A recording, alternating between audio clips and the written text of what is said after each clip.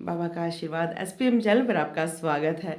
आप बहुत सारे व्यक्ति मेरे को बार बार पूछते हैं कि जी अ, हम अपने मंदिर में जो मूर्तियाँ रखते हैं, विग्रह रखते हैं, उनमें क्या सावधानियाँ होनी चाहिए। अब जैसे ये जो कार्य है करते करते मुझे अब जैसे जैसे बहुत साल होते जा रहे हैं, या ये आप समझो कि इस लाइन में जुड़ते हुए मुझे काफ़ी दिन हो गए हैं।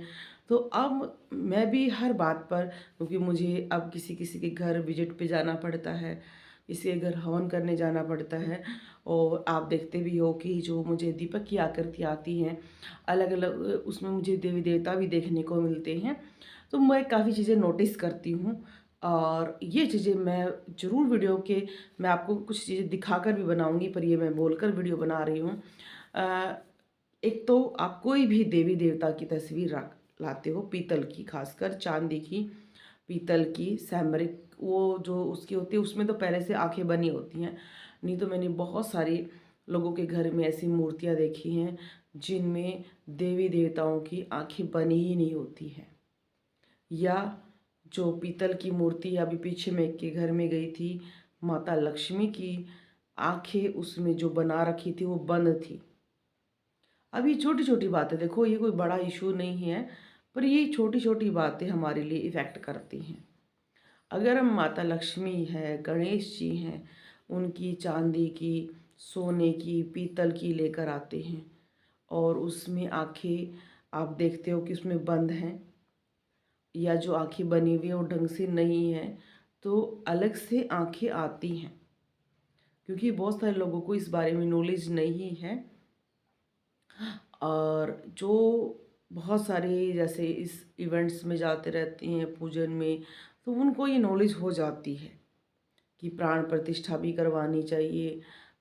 मूर्तियों में ऐसा नहीं है, जब तक आप उसमें प्राण प्रतिष्ठा नहीं कराते हो, वो एक सिंपल मूर्ति है, विग्रह या उसको देवता बनने में तभी आपको वो होगा। इसलिए ये चीज़ें आप आज ही अगर ये वीडियो देख रही हैं, तो सबसे पहले अपने पूरे मंदिर को चेक करिए।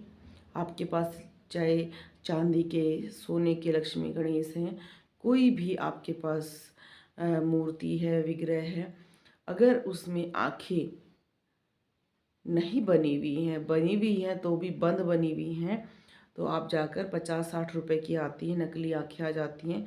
साइज़ के अकॉर्डिंग अपने देवता का आप फ़ोटो ले सकते हैं, मोबाइल में ले जाकर दुकानदार को दिखाएँ और उसको आप बनाएँ। क्योंकि ये बहुत ज़रूरी है।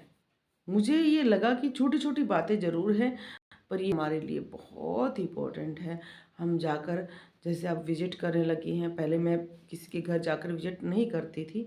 अब मैंने ये काम भी शुरू किया कि भई किसी की हेल्प के लिए अगर हम किसी के घर हवन करने जाते हैं या उनके घर की ऑरा चेक करने जाते हैं, तो मैं ये चीज़ें अब बार-बार देखती हूँ, तो मुझे ये चीज़ें बहुत बुरी लगती हैं। आप कागज़ की मूर्तियाँ लगा देते हो, आप जो सेरामिक की होती हैं, तो उनको देखा करो, उनकी एक समय अवधि होती है। देखो हर चीज़ की एक समय अवधि होती है, वो कटी-फटी होती हैं, जली होती हैं, लोग उनको फेंकते ही नहीं हैं। उनको लगता है कि नहीं, इसमें हमारा भगवान अभी भी स्थापित है। नहीं, कभी भी आपकी खंडित मूर्ति, जली हुई तस्वीरों में भगवान का वास नहीं मिलेगा। जैसे अगर हमें चोट लग जाती है, हमारा कुछ जल जाता है, तो हमें भी उसको रिपेयर करना होता है। तो क्या तो आप उसको ठीक करवाओ, क्या फिर उनको निकाल दो घर से, और उनको आप कहीं पर भी किसी मंदिर में रख सकते हैं। और कई स्थानों पर तो ऐसे स्थान भी हैं जहाँ पर उनको ठीक किया जाता है। तो आप कोशिश करो, देखो मैं ये नहीं कहती आप महँगी मूर्तियाँ लाओ, आप पर ऐसे बजट में आ जाती हैं कुछ जो पीतल की होती हैं, वो लेकर आओ, और वो आप लेकर आओगे चाहे कितनी ही पीढ़ियों तक उनकी पूजा करो, वो कभी ख़राब नहीं होती हैं पीतल की, कभी खंडित नहीं होती हैं, आपकी ऑरा ऐसी की ऐसी बनी रहती है। तो उसका आप प्रयोग कर सकते हैं। छोटी-छोटी बातों का ही ध्यान रखना बहुत ज़रूरी है। कोई भी आप विग्रह लेकर आते हैं, कन्हैया लेकर आते हैं, प्राण प्रतिष्ठा ज़रूर कराया करो। प्राण प्रतिष्ठा आप नहीं कराना चाहते, किसी पंडित को बुलाकर खर्चा नहीं करना चाहते हैं, कोई बात नहीं है। उस दिन का समय आप गूगल पर निकालें, कौन सा अच्छा मुहूर्त है, उस मुहूर्त पर आप उसकी पंचामृत से स्नान कराएं और जिस भी देवता को आप लेकर आए हैं उनके जो मंत्र होते हैं वो उच्चारण करें और उसके बाद उसकी स्थापना करें।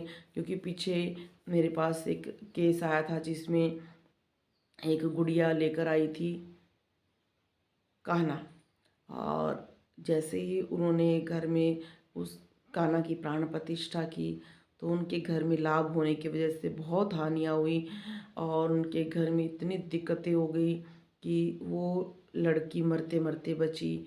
फिर जैसे उसने मुझे बताया कि वो बहुत सारे स्थानों पर गई तो लोगों ने बताया कि जो आपने घर में, आपके घर में पहले ही जिंद की बाधा थी और जो आपने कान्हा की ना तो कोई पूजा करवाई, ना प्राण प्रतिष्ठा कराई, ना मूर्त देखा, कुछ भी, ऐसे ही आपने स्थापना कर दी और वो स्थापना जिंद की हो गई है, कान्हा जी की नहीं हो पाई है, जिसकी वजह से वो लड़की एडमिट रही आईसीयू में काफ़ी दिन तक। फिर जैसे घर वालों ने पता करा तो यमुना में कान्हा जी को बहा कर आए, क्योंकि जल्दीबाजी में कई बार हम उपाय ढंग से नहीं कर पाते हैं, नहीं तो बहुत सारे उपाय हो सकते थे। पर इसलिए मैं कहती हूँ कि बड़े हानि से बचने के लिए छोटे छोटे उपाय कर लेने चाहिए। जैसे सबको पता है कि रेड लाइट हो गई है तो रुक जाओ, चलोगे तो आपको ही हानि है ना। तो ये अब जितने जितने देखो, जैसे हम दरबार लगाएंगे, हमारे एक्सपीरियंस अलग अलग आएंगे। मैं कोशिश करूँगी कि आप सबको भी वीडियो बनाकर डालें, ताकि आप उनको सुनोगे तो आपको भी समझ में आएगा कि हाँ, ये जीवन में मेरे को गलतियाँ नहीं करनी है। बोलो जय श्री राम।